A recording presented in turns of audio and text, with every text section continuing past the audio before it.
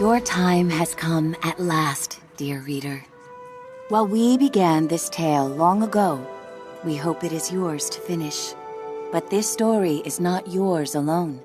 No, it is tied to another. And the journey you take together could change the fate of both our worlds. Shall we begin?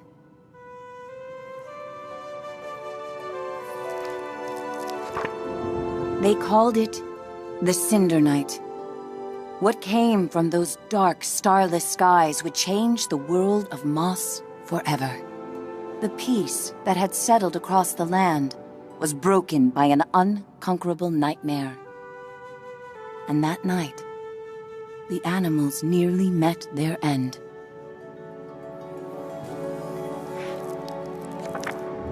First, they killed the king. A winged creature broke from the shadows and plucked him from his royal bedchamber high atop the tallest tower. Next, the serpent Sarfog and the armies of the Arcane tore up from the underworld. They ravaged the castle in search of that which gave the king power beyond understanding, one of the fabled glass relics.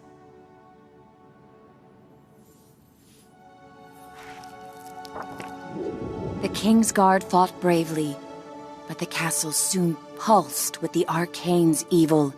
Every room was gutted, every statue, tapestry, and adornment hexed. But the glass was never found. Even the reclusive sprites set aside their differences on that fated night. They sent a great champion, empowered by their own glass relic, to challenge the serpent and its steel army.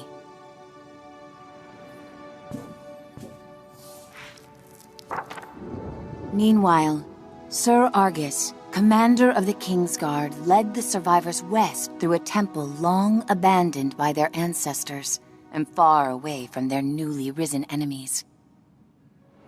It was an arduous escape. Finally, after passage beneath the impassable mire, they found refuge in a clearing hidden safely in the trees. Argus charged back to join the sprite champion at the mire's edge. Together, they fought back the Arcane and sealed the temple passage that led to the clearing. But the champion was gravely injured. Clutching his glass, he retreated deep into the forest where he drew his last breath. A large tree grew upon him. It stood many years in watchful duty, safeguarding the glass and awaiting its next hero.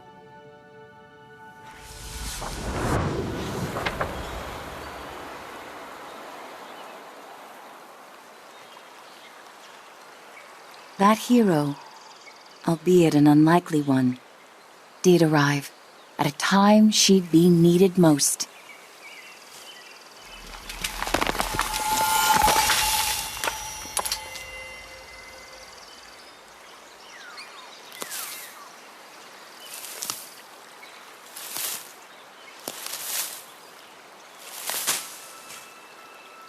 Quill was out adventuring beyond the edge of the clearing.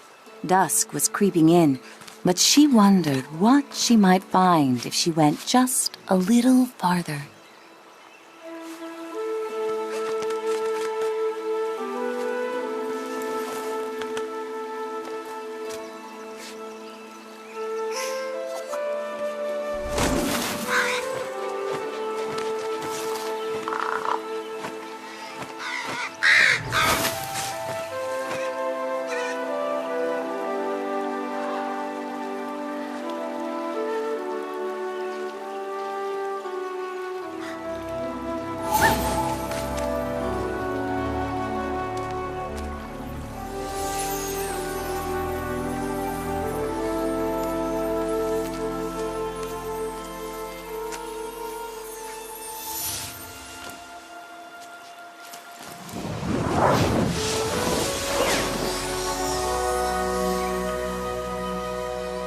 She was not exactly sure what she roused, but she felt no danger from the being silently peering down at her.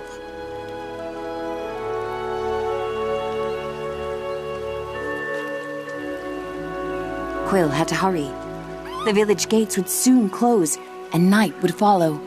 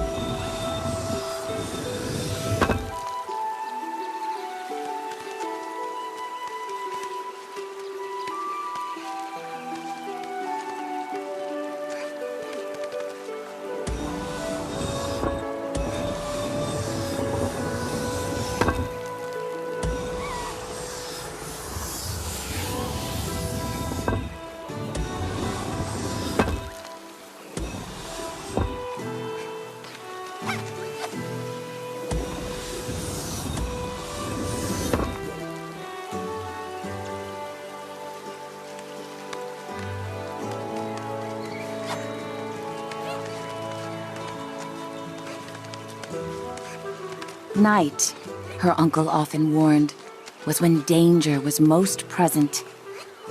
But Quill preferred the stories of the magical creatures that woke to protect the forest.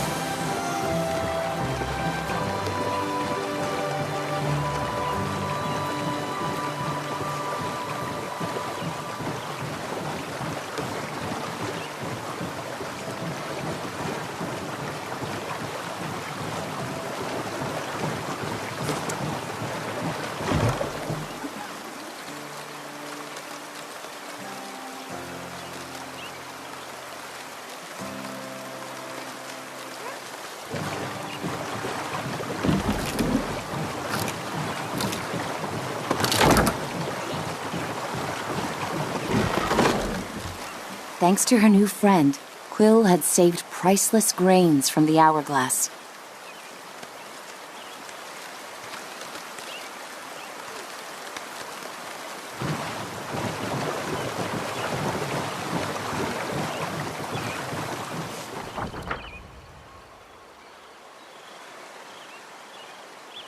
She raced to the door of the cottage she shared with her uncle, hoping once he saw her discovery, he'd lose himself in tales of its legend.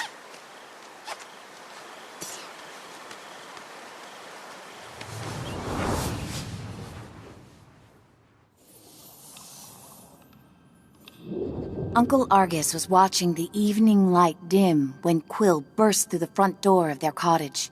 Uncle! Uncle, there's something you have to see!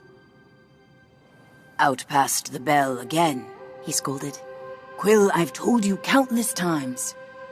I know, Quill replied, crestfallen. I didn't mean to worry you, but I found something strange and magical.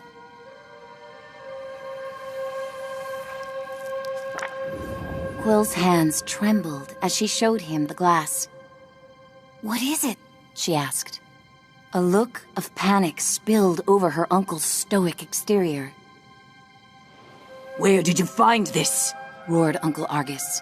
Quill had never seen her uncle so shaken. Just west of the clearing, she explained. And as soon as I picked it up, something started helping me. Uncle Argus followed her motion. A reader? With you, here, right now? Quill, what you found is very powerful and very dangerous, he said with great concern. If I could take this burden from you, I would. But this reader has chosen.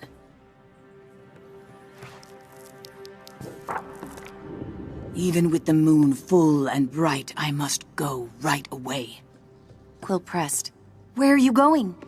I can help. We can help. No, he snapped. They'll find you and tear you apart. I have to go alone.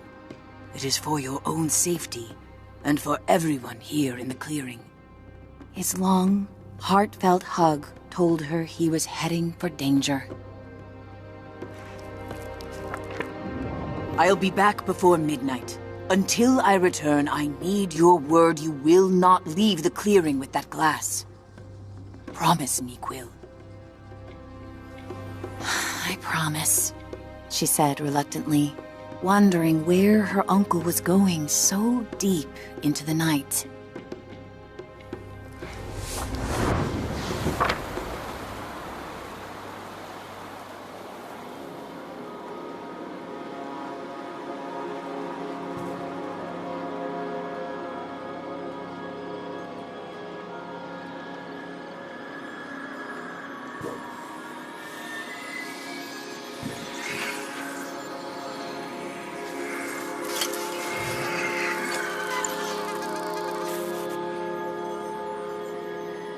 Hey, kid! Kid! Wake up! Hey, kid, over here! I know where your uncle went. I can show you. You're twofold now, very important. Bring that glass, and your sidekick too. We're going to need them. Quill called out. Hey! Starthing, wait!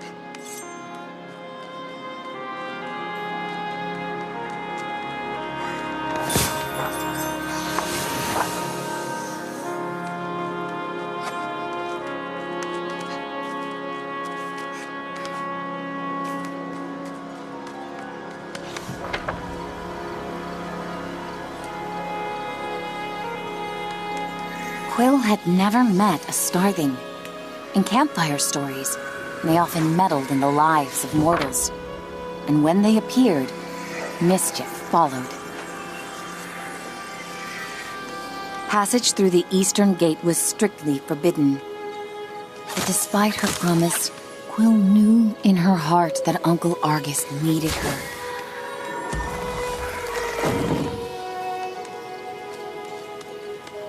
Quill demanded answers. Starthing, you can't just barge in here with your riddles. Where is he? What do you know? The trouble your uncle's heading for is the kind only you and that silent giant up there.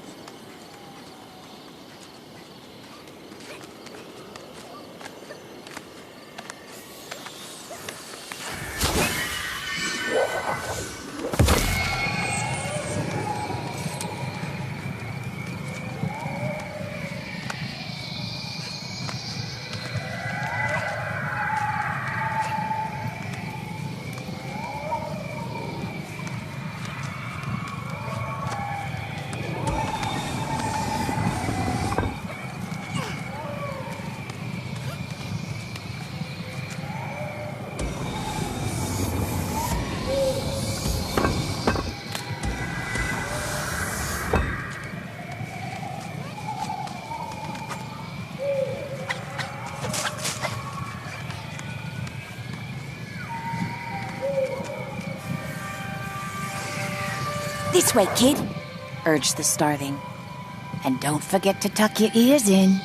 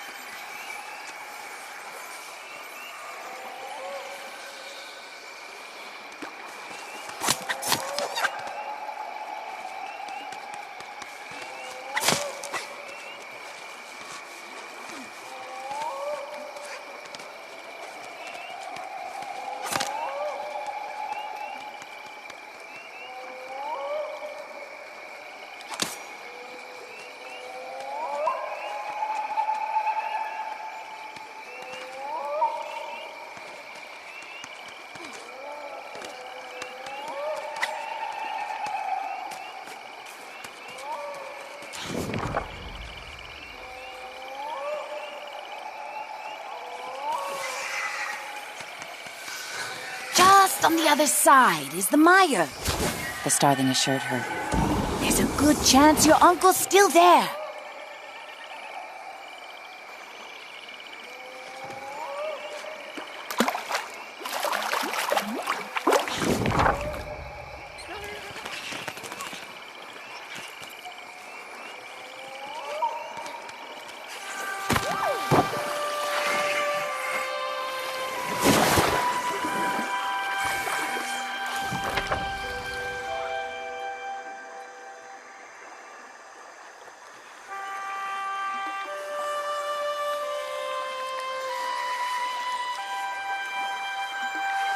Did you hear that?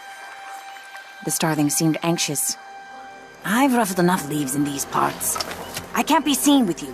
I'll catch up with you later. Just don't go and die on me.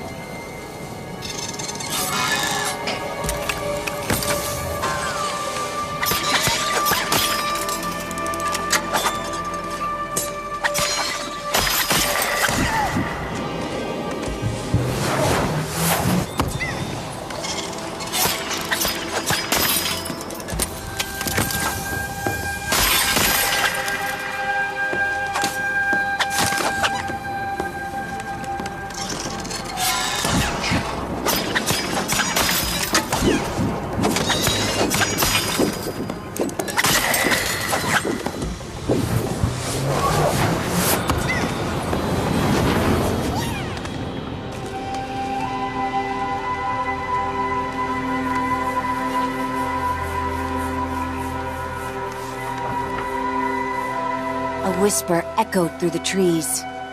Fought like someone who has stolen our champion's power.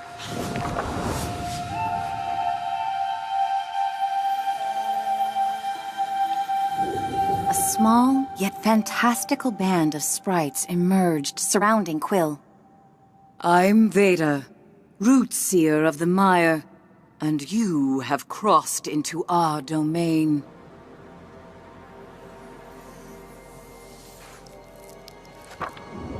She sized up Quill with a rueful gaze, then turned her attention upward. I sense you there too. I have not felt the presence of such a promising reader in some time.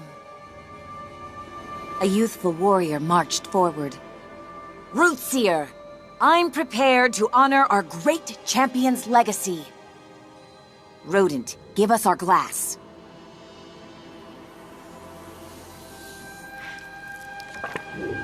Quill stepped closer. Where is my uncle? If you've hurt him... Silence! Veda thundered back. It was Argus who summoned us here, and now I see why. Young one, I'm afraid the trees hum of attack. Your uncle's been taken to the castle of your ancestors. Quill's knees buckled as Veda continued. Argus put himself at great risk calling for us.